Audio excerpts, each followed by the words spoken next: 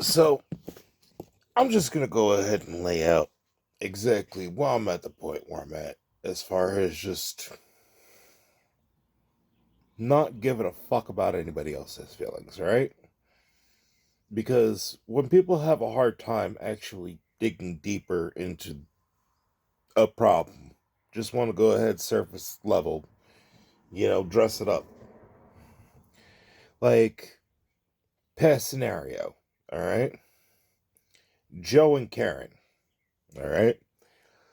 Karen got mad about me pointing out to Joe about Karen and Karen's dad going ahead and pretty much constantly trying to set up a democracy, voting system in a household of three, where the two of them would constantly be in agreement, and Joe would never really get his way, despite the factor that Joe would work and was the main financial contributor.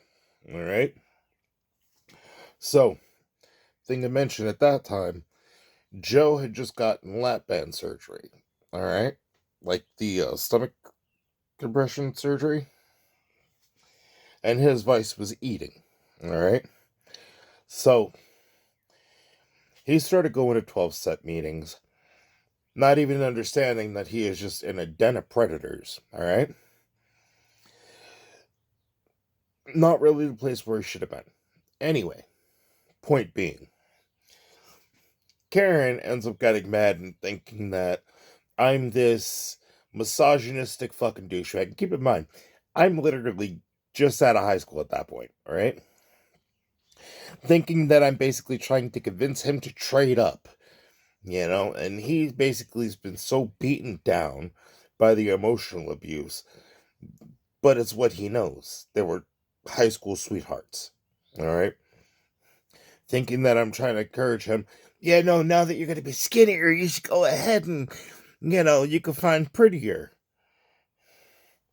When realistically, the message was timing wise, it's just ironic that I met you at this time after you had just gotten the surgery and, you're starting to actually shed the weight off and everything like that.